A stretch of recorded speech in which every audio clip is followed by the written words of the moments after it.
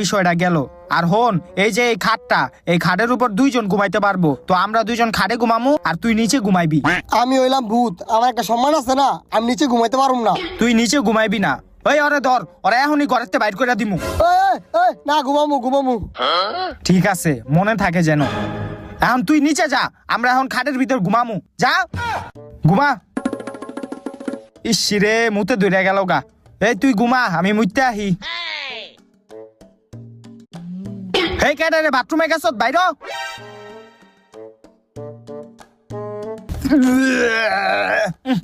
গন্ধ। এই তুই ভিতরে কি করছ? এই একটু আগ দেখেছিলাম।